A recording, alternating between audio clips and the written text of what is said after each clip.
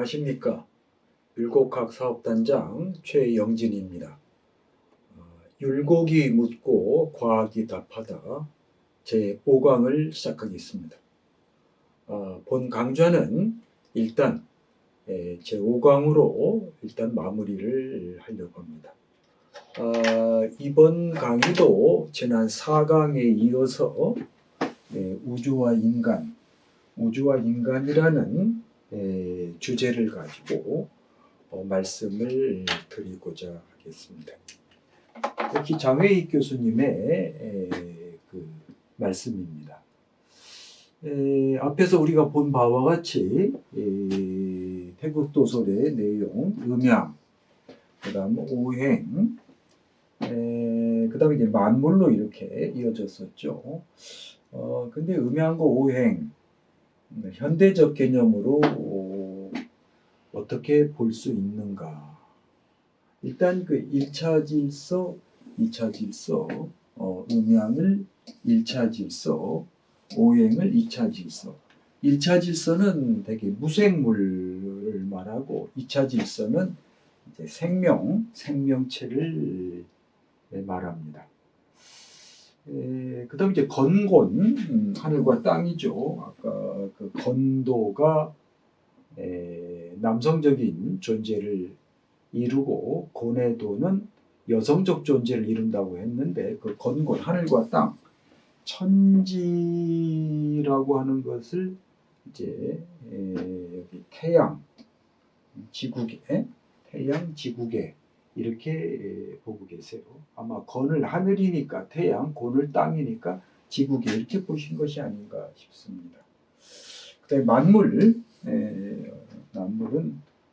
낮생명, 생명을 온생명과 낮생명, 낮은 이제 개체란 뜻이죠. 이렇게 볼 수가 있겠다는 것이 장 교수님의 주장입니다. 자, 이제 구체적으로 한번 보도록 하겠습니다.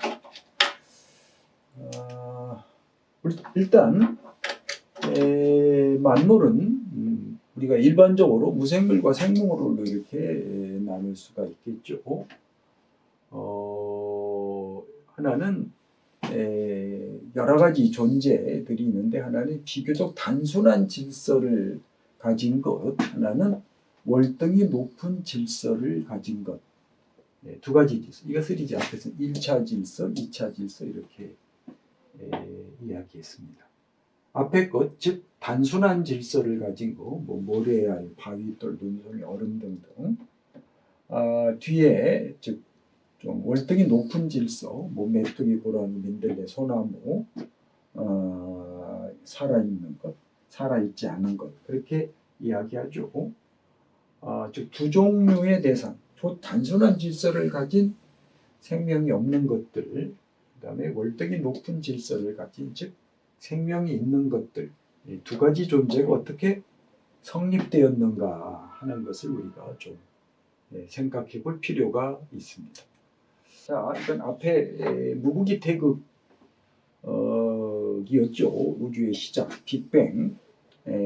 무구기 태극을 빅뱅기라고 하는 최초의 시점으로 일단 그렇게 볼 수가 있겠습니다. 물론 이것은 이제 물리학적 입장이죠.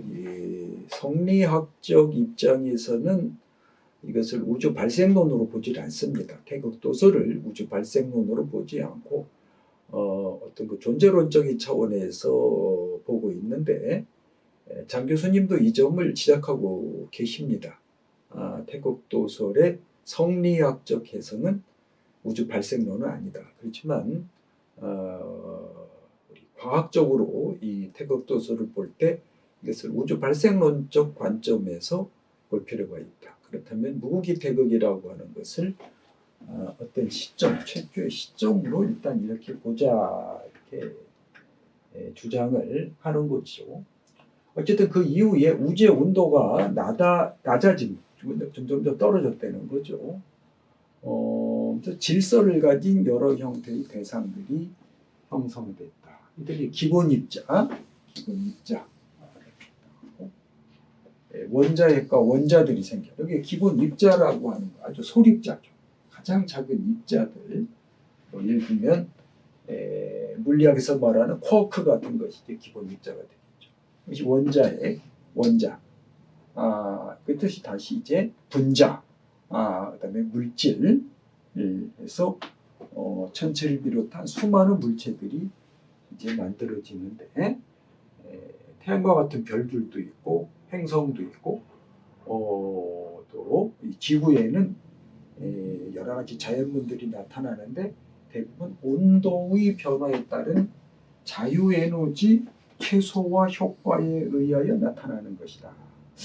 아마 이거는 좀 많은 설명이 필요하지 않을까 싶습니다. 이 부분에 대해서는 장혜익 교수님이 쓰신 여러 가지 저서들이 많이 있습니다. 특히 최근에 발간하신 장혜익의 자연철학 강의, 장혜익의 자연철학 강의라고 하는 책에 이런 내용들이 이제 상세히 나타나 있으니까 그것을 참고하시면 되겠습니다. 어쨌든 온도가 낮아지면서 어떤 에너지, 자유에너지가 최소화되면서 이러한 현상들이 나타나는 거다. 이렇게 일단 설명을 할 수가 있겠습니다.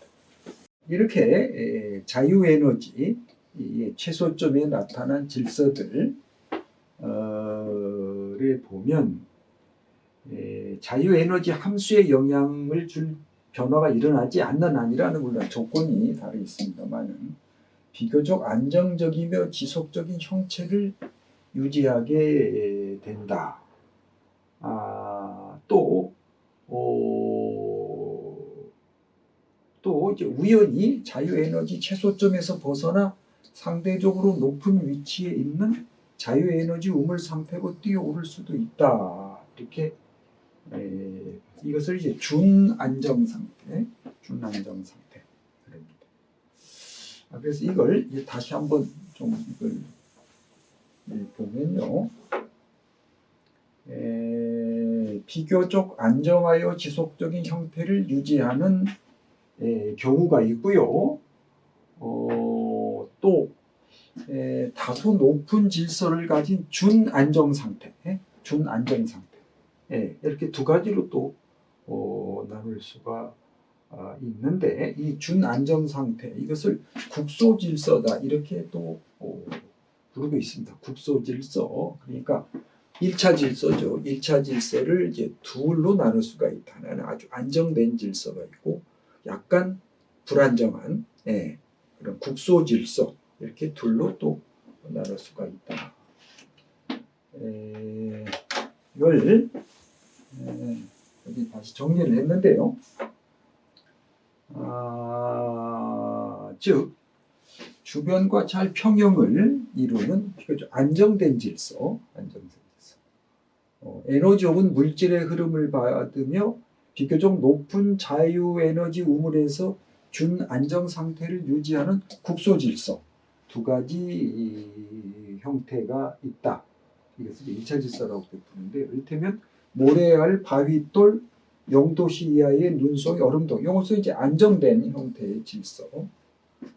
태풍, 흐르는 물, 소용돌이 이런 것들은 준안정 상태에서인 국소질서. 그러니까 1차 질서, 즉 무생물, 생명을 갖지 않는 사물들은 이건 1차 질서인데 그건 다시 두 가지 안정된 질서를 가진 고정된 물체 또 아주 활발하게 운동하는 이러한 국소질서 이렇게 두 가지로 나눠볼 수가 있다고 하는 것이 장 교수님의 주장이십니다. 그러니까 일단 생명이 없는 존재가 먼저 형성이 되고 이제 그 다음에 거기에서 생명체를 가진 존재가 생겨나겠죠.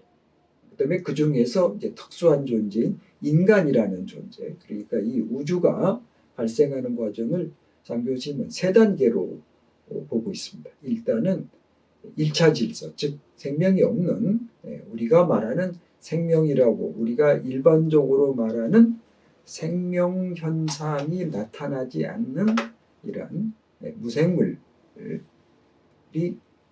성립이 된다 먼저. 근데 이것은 두 종류로 나눌 수 있다. 아주 안정된 질서를 가진 물체, 또 좀 변화가 있는 준안정, 약간 약간 불안한 준안정 상태에 있는 국소질서로 둘로 나눠볼 수가 있다. 이렇게 말씀을 드릴 수가 있겠습니다. 자, 그 다음에는 이 생명을 가진 존재가 어떻게 성립되었는가 하는 문제입니다. 이 준안정 국소질서, 준안정 국소질서에서부터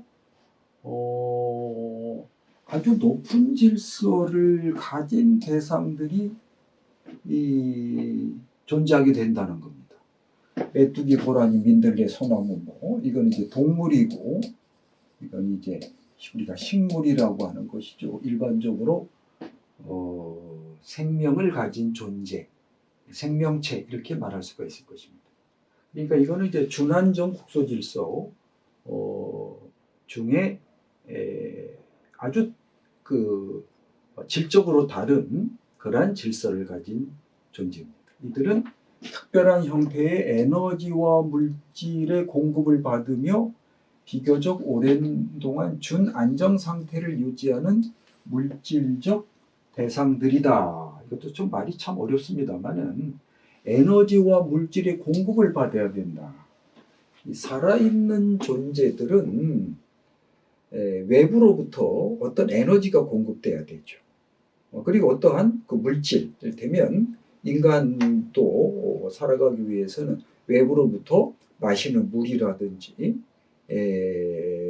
또 밥이라든지 동물성 그 단백질, 고기라든지 이런 물질이 우리에게 공급이 되고 이런 물질이 가지고 있는 에너지, 물질이 갖고 있는 에너지, 이것이 지속적으로 이제 공급이 되어야만 존재하게 된, 살아갈 수 있는 그런 존재입니다. 이런 에너지와 물질의 공급을 받아야 된다. 앞에 말하는 무슨 돌멩이라든지 물이라든지 무슨 회오리 바람 이런 것들하고는 좀 차원이 상당히 다른 그런 존재다. 아주 놀랄만한 높은 수준의 질서다. 이거는 그 이전의 질서와는 차원이 다른 살아있는 존재라고 우리가 부르는 이런 것들. 자, 그럼 어떻게 이런 현상이 어떻게 일어나는가? 이런 존재들이 어떻게, 이런 물체들이 어떻게 존재하는가? 이것을 이제 일단 2차 질서라고 일단 이름을 붙이자 하는 겁니다. 자, 이제부터는 조금 얘기가 어려워지는데요. 태극도설, 우리가 앞에서 읽어본 태극도설에 보면은 음양과 오행이 묘하게 화합하는데 여기 무국지진과 이호징정에서 사실은 원래는 무국이라는 것이 있었죠. 무국은 태극과 마찬가지, 여기서는 이렇게 같은 의미로 쓰인 것 같아요. 무국과 태극이 구별된 의미 같지 않은데 원래는 무국지진과 이호지정, 무국의 진수와 음양오행의 정수가 묘하게 이렇게는 원래는 돼 있습니다. 그런데 장 교수님은 여기서 이제 그 음양과 오행으로 이렇게만 이제 말씀을 하셨는데 여기서 이제 중요한 것은 이제 묘합, 묘합이라고 묘합이 묘하게 합쳐져서 옹벽 이렇게는 돼 있습니다. 근데 이제 장 교수님이 이 묘자에 관심을 가진 것 같아요. 오묘하다 하는 말에. 어쨌든 오묘한 화합이 있어야 된다. 오묘한 화합, 생명이 존재하기 위해서는 특히 오묘한 화합이 있어야 된다. 그런데 이 오묘한 기능이 뭐냐? 이것을 이제 자체 촉매적 국소질서다. 이런 좀 상당히 좀 어려운 말일 수도 있는데요. 스스로가 촉매의 역할을 할 수 있는 질서, 스스로 자기 스스로가 자체적으로 어떤 촉매적인 역할을 할 수 있는 질서, 이런 의미라고 볼 수 있습니다. 이게 자체 촉매적 국소 질서라고 하는 건 뭐냐? 자신이 촉매 역할을 해서 일단 자신과 닮은 새 국소 질서를 생겨나게 하는데 크게 도움을 줄 수 있는 국소 질서를 의미한다. 그러니까 생명이 가진 특징 중에 하나는 자기를 복제할 수 있다는 거죠. 자기와 동일한 아니면 뭐 자기와 뭐 유사하다고 할까요? 그런 생명체를 복제, 다시 스스로가 만들어 낳을 수 있는 존재. 이것이 이제 생명이 갖고 있는 어떤 특징이라고 볼 수 있는데, 이것을 자체 촉매적 국소 질서다 이렇게 보고 있습니다. 어쨌든 이런 성격을 가진 국소 질서가 우연히 하나 만들어지고 나면 이것의 기대 수명 안에 이러한 국소 질서를 적어도 하나 이상 생성하는데 이것이 기여한다고 하면, 즉 내가 죽기 전에, 한 생명체가 죽기 전에 다른 자기와 동일한 생명체를 만들어내는 이러한 그 존재를 말하는 것이죠. 이러한 국소 질서는 이제 다연연히 기하급수적으로 증가하게 되죠. 어쨌든 뭐 증가하다가 뭐 나중에 뭐 중간 그치게 될 수는 있겠습니다만은 어쨌든 계속 그 생명체들이 유지하게 되는 그러한 현상이 일어나게 된다. 여기서 우연이라는 말을 했습니다. 우연히. 그러니까 어떻게 해서 생명이 없는 무생명 상태에서 어떻게 생명이 있는 존재가, 즉 1차 질서에서 2차 질서가 어떻게 만들어지느냐 하는 것은 하나의 그 우연이다, 이런 그 이야기를 지금 말하고 있습니다. 이걸 여기에 대해서 뭐 자세한 또 논의가 있습니다. 물리학자들이 자세한 논의가 있는데 그거는 뭐 장 교수님의 그 저서를 좀 보시면은 좀 이해가 가실 테고요. 그리고 장 교수님의 제자인 그 양형진 교수, 그 우리가 2강 제 2강에서 모셨던 양 교수는 이것을 창발성이다. 그 전에 없던 새로운 것들이 발현된다는 거죠. 그 스스로가 그 전에 있지 않은 어떤 새로운 성질을, 속성을 그 발현하게 되는 그러한 그 성질, 이것을 창발성이다. 창발성, 이런 그 용어를 사용하고 있습니다. 근데 이 기간이 뭐 어마어마한, 그야말로 천문학적인 그 기간이 흐른 뒤에, 즉 무생명 상태에서부터 생명이 가진 질서가 나오기까지는 엄청나게 많은 그 시간이 이제 소요되는데, 우리가 상상할 수 없을 만큼의 시간이 소요되는데, 어쨌든 그런 기간 동안에 어떤 우연히 하나의 새로운 그 생명체, 여기서 말하는 자체 촉매적 국소 질서가 생겨나게 된다는 것입니다.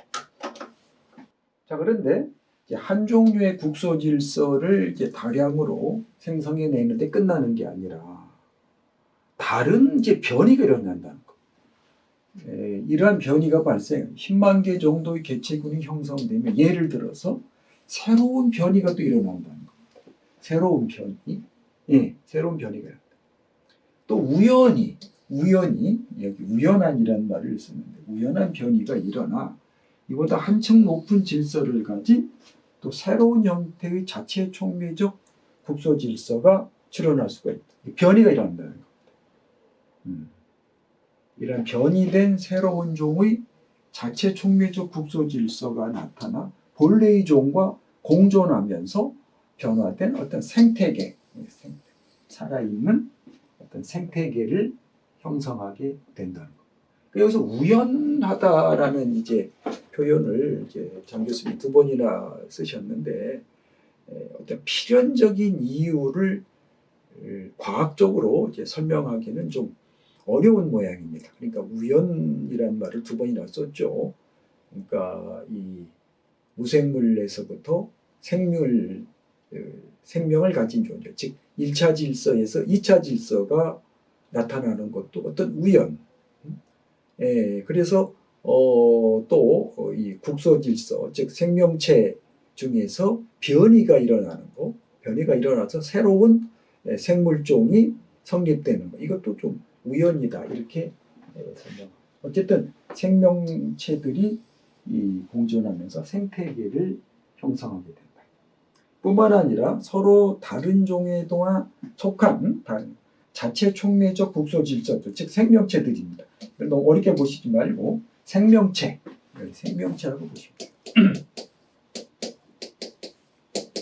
생명체들이 서로 결합함으로써 한층 더 높은 질서를 가진 복합적 형태의 자체 촉매적 국소 질서. 복합적 형태, 복합적 형태. 그러니까 아주 높은 질서를 가진. 이것도 어쨌든 변이의 일종이죠. 새로운 종을 이루어 나가는 좋은 방식이다. 시간이 지남에 따라 생태계가 복잡해짐에 따라 변이들이 자주 끊임없이 일어날 수 있고 점점 더 높은 질서를 가진 다양한 종들이 출현하게 된다. 그러니까 이제 생명체도 식물보다는 동물이 더 높은 질서를 갖겠죠.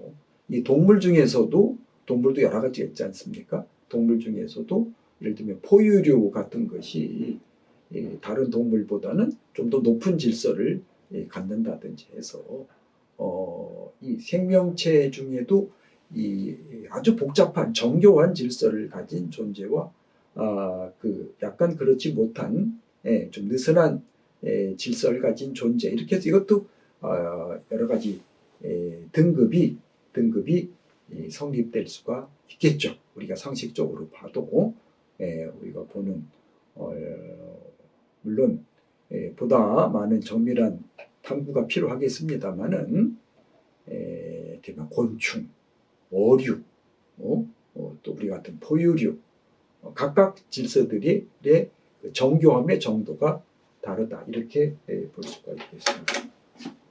여기에서 이제 온생명과 낫생명이라고 하는 지난번에 이제 온생명, 낫생명에 대한 말씀을 드렸는데 이것은 장 교수님이 만들어내신 독창적인 학술 용어다, 이런 말씀을 드렸습니다.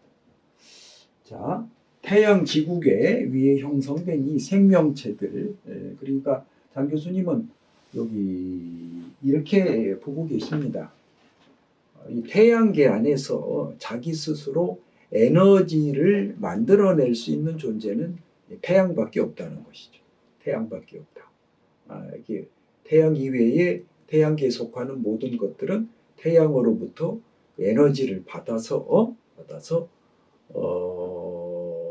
운동을 하게 된다, 이렇게 봅니다. 그래서 이 태양계를 하나의 생명체로 이제 볼 수가 있다는 것이죠. 어쨌든 지구, 약 40억 년 전에 지구가 태어나서 지금까지 이제 생존을 유지하고 있습니다. 여기에 자체 촉매적 국소 질서, 제1차 질서, 제2차 질서, 이 모든 것들이 바로 이 지구 태양계라고 하는 이 라인에서 형성된 것이라고 볼 수 있습니다. 그래서 이 존재자들에 주목해 왔는데 이를 그냥 생명이라고 부르기보다는 온생명이라고. 온이란 말은 원래 전체라는 말을 쓰셨어요. 전체 생명인데 이걸 순수 한국말로 하면은 온생명이라고 이렇게 봤습니다.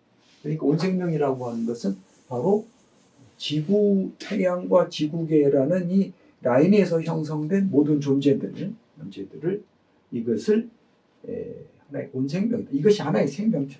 진정한 의미의 생명의 단위, 즉 자기 스스로가 자기가 운동할 수 있는 에너지를 스스로 만들어낼 수 있는 존재인 태양, 거기서부터 에너지를 받아서 존재하고 운동하는 그런 여러 가지 존재들, 이것을 통합해서 그것을 하나의 생명단위, 온전한 의미의 생명단위, 그래서 온생명이다, 전체 생명이다, 그렇게 보시는 거고요. 그 다음에 낮생명, 그러니까 개체생명이라고 부르는데 각각의 생명체들이죠. 각각의 생명체들, 낮은 개체, 각각의 생명체들, 온생명을 구성하는 각각의 생명체들을 이제 낮생명이다, 그렇게 부르고 계십니다. 낮생명, 개체생명은 온생명의 나머지 부분과, 즉 낮생명을 제외한 나머지 부분, 이를테면 최영진이라는 인간이 있다 치면 이것이 이제 낮생명이죠. 나를 제외한, 온생명이라는 전체에서 나를 제외한 그런 존재, 나머지 부분과 적절한 관계를 맺음으로써만 생명의 기능을 하게 된다. 그래서 이제 보생명이라고 하는, 즉 보완해주는 생명체, 보완해주는 생명체라고 이제 표현을 이렇게 했습니다.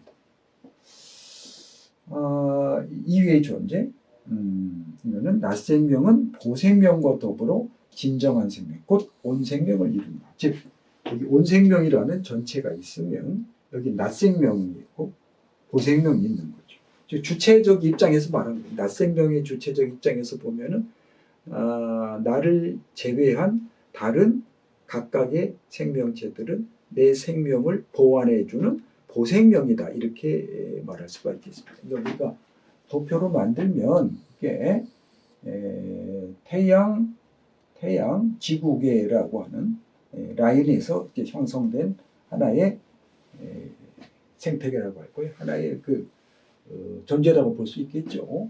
여기에서 나라고 하는 개체, 여러 개체 생명들이 이제 모여서 온생명을 이루고 있는데, 요 나를 제외한 나머지가 이제 보생명이 되는 거죠.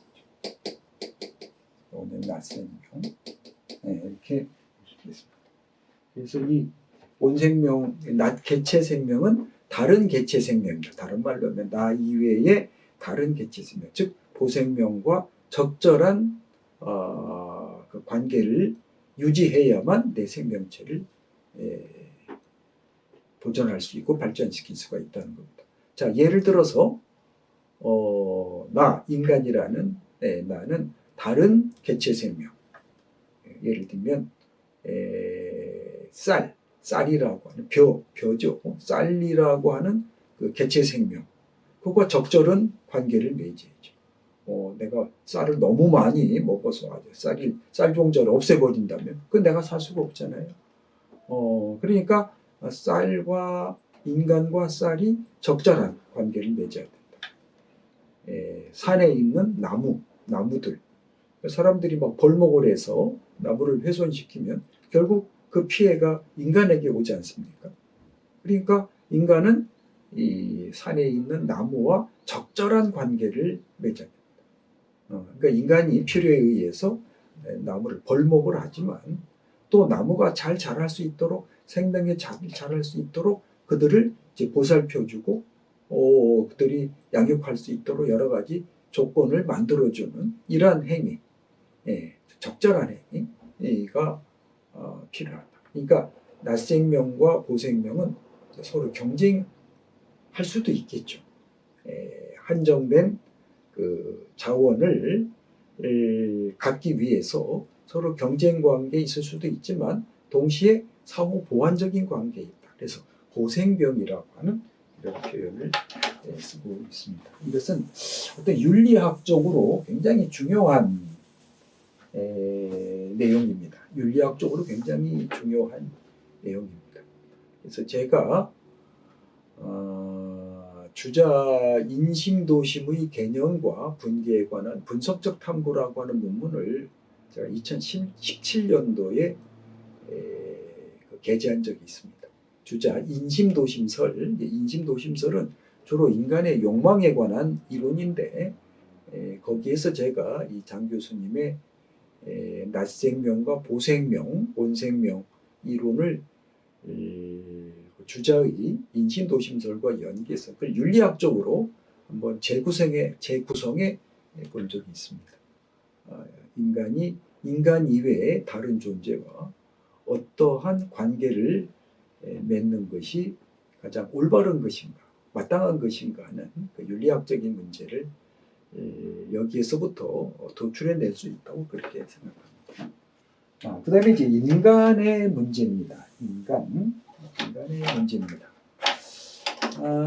이 태극도설에 나오는 겁니다. 특히 인간의 의식이라고 하는 것이 어떻게 성립되었는가.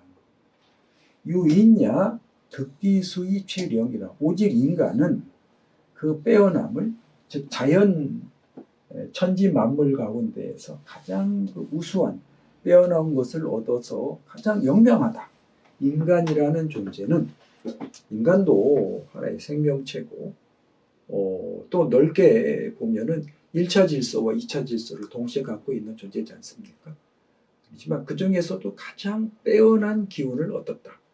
이 우주에서. 그렇기 때문에 아주 영명하다는 말은 아주 특출한 능력을 갖게 되었다. 그렇기 때문에 형기생에 의하면 신발지. 형체가 이미 생겨나면 정신이 지적인 능력을 발현시키게 된다. 이 신은 정신입니다. 정신이 지적인 능력을 발현 혹은 발동시키게 된다. 그 인지적인 능력, 인식적 능력이죠. 인간이 갖고 있는 인식적인, 지적인 여러 가지 그 기능들을 이제 발동시키게 된다. 이 정신이. 이게 상당히 중요한 얘기입니다. 어떻게 해서 인간이 어떤 의식이라고 하는 거, 어떤 이성, 감성 이런 것이 복합된 어떤 인지적인 그런 그 능력을 어떻게 갖게 되었는가 하는 거죠. 일단은 이제 인간이란 형체가, 육체가 만들어지면 거기 정신이 이 지를 발동시킵니다. 지란 말은 요즘 말로 하면 인지적 기능, 합리적이고 또 감성적인 여러 가지 기능들, 이런 것을 이제 포괄하는 그런 개념으로 볼 수가 있겠습니다. 그래서 오송이 감동하여 산악이다. 5가지 성품이 느껴 움직여서 선과 악이 나뉘어지고 만사출이라, 만가지 일이 나오게 된다는 얘기인데요. 자, 여기 이제 선악이라는 윤리적인 문제, 또 여러 가지 사건들이 일어나게 된다는 것입니다. 여기 이제 지가 이제 발동됨으로써 선과 악, 인간 사회에 있어서 선과 악이라고 하는 어떤 가치 의식이 생겨나고, 그럼으로써 여러 가지 인간의 일들이 나오게 된다는 뜻입니다. 다시 볼까요? 오직 인간은 여기 그는 우주를 말합니다. 천지 만물에 가장 빼어난 것을 얻어서 가장 영명하니 형체, 인간의 육체죠. 형체가 이미 생겨나면 정신이 지적인 기능들을 발동시킨다. 그래서 5가지 인간의 본성, 이건 인의 예지신이라고 볼 수 있겠죠. 인의 예지신이 느껴 움직여 여기서부터 선과 악이 나뉘어지고, 그렇게 해서 아주 여러 가지 인간사들이 나온다는 뜻입니다. 자, 여기 복합질서 참여자인 낮생명 안에서 의식이라고 부르는 새로운 양상이 나타납니다. 그 이전에 물체, 그 이전의 그 물체에서는 찾아볼 수 없는 어떤 의식이라는, 정신이라고, 이 말 뭐 정신이라고 할 수 좋겠죠. 정신, 의식이라고 하는 것을 가진 새로운 양상이 나타난 것입니다. 이거는 뭐냐? 기존의 현상 그 자체가 가진 숨겨진 현상이다, 속성이다, 이렇게 말하고 있는데요. 기존의 현상과는 다른 그 자체는 어떤 숨겨진 속성이다, 이런 표현을 쓰고 있습니다. 그러니까 우리가 지금까지 파악한 현상, 이것을 표면적 속성이라고 한다면 이것은 이면적 혹은 내면적 속성이라고 할 수가 있다. 참 이건 금방 이해하기가 좀 어려운 그 내용들입니다. 약간 비약이 좀 있는 것이 아닌가 싶은데 계속 그 장 교수님이 우연이라는 그 표현을 쓰셨는데 이런 의식이라고 하는 새로운 양상, 새로운 질서를 가진 새로운 존재가 나타나는 이유가 뭐냐, 이거 필연적 이유가 뭐냐 하는 것을 아직까지는 과학적으로 설명하기에는 좀 쉽지 않아서 이런 표현을 쓰신 것이 아닌가 싶습니다만은 어쨌든 그 안에 있는 어떤 내면적 속성이다. 근데 이거는 두 가지가 아니라 같은 현상은 하나지만은 하나는 표면적인 거고 또 하나는 이면적 양상이다. 이렇게 보고 있습니다. 우리가 지금까지 파악해온 1차 질서, 2차 질서들에 나타나는 현상들, 이건 표면적 현상이고 그 안에 숨겨져 있던 내면적 그런 속성, 이것이 이제 이런 신발집, 의식, 지적인 역량, 정신적인 역량, 이런 걸로 나타났다. 숨겨져 있던 질서들이, 숨겨져 있던 속성들이 나타났다. 이렇게 보고 있습니다. 어쨌든 형체라고 하는 것이 먼저 생겨나야 되니까요. 형체라고 하는 것은 지금까지 말한 그냥 인간의 형체야 일반 동물들과 일반 포유동물들과 뭐 크게 다를 게 없죠. 크게 다를 게 없죠. 그런데 여기에서부터 형체가 생겨난 뒤에 이 정신이라고 하는 것이 있어가지고 그것이 지적인 기능들을 발동시킬 수가 있다. 이것이 이제 태극도설의 주장인데 이것을 이런 식으로 설명을 하신 것입니다. 자, 어쨌든 우주 안에 우주의 한 사물에 해당되는 우리 인간이 삶의 주체가 되어 우리의 의지에 따라 삶을 영위해 나가게 된다는 것, 이건 참 놀라운 일이다. 어떤 의식을 가지고 원생명이라고 하는 존재를 의식하고 그 내용을 파악을 하고 그 탐구를 하고 그 안에서 인간이란 존재가 어떻게 살아가야 하는가 하는 것을 고민하는 이러한 존재, 또 주체적인 어떤 그 입장에 서서 내 삶을 내 스스로 기획하고 그리고 살아가는 이러한 존재. 그래서 참 놀라운 일이다. 물론 이러한 의지가 우리 몸을 구성하고 있는 물질적 질서 안에서 형성되고 있는 것이라 할지라도, 역시 물리학자니까 물질적 질서 안에서 형성되고 있다. 물질적 질서를 떠나서 어떤 정신적 질서라는 것이 별도로 존재하는 것은 아니다. 그래서 이제 물리학자다운 그런 주장이십니다. 어쨌든 그렇다고 해도 이것을 나라고 느끼며 나라고 살아가는 한, 나는 다른 무엇일 수가 없다. 이것은 사물을 물리학적으로 이해해 나가는 입장, 물리학자 입장. 이건 기적이라고 밖에는 말할 수가 없을 것이다. 기적. 이것은 기적이라는 말은 합리적으로, 과학적으로 설명해 나가기 어렵다는 거죠. 어쨌든 이러한 기적 같은 그 사건, 인간이라는 존재가 생겨났다고 하는 것은 어떤 정신을 가지고 지적인 역량을 가지고 주체적인 의지를 가지고 살아가는 인간 존재가 나타났다고 하는 것은 어떤 기적적인 사건이다. 이렇게 주장을 하고 계십니다. 자, 이렇게 해서 우주가 어떻게 존재하게 되었는가, 우주가 어떠한 프로세스를 거쳐서 성립하게 되었는가 하는 것에 대한 태극도설, 지금부터 근천년 전에 지어진 문헌 태극도설과 그것은 아주 직관적인 어떤 지적인 역량에 의해서 쓰여졌다고 볼 수 있겠죠. 물론 주염계가 그 이전 지금 그때까지 내려오던 여러 가지 학문적인 전통, 문헌적인 그 내용들을 파악하고 그것을 정리해서 태국도서를 지었습니다만 그것은 어떤 요즘과 같은 뭐 과학적인 뭐 실험이라든지 관찰 이런 걸 통해서 지어졌다고 보기는 어렵죠. 어떠한 그 지적인 어떤 직관력이 강하게 작용했다고 보이는데요.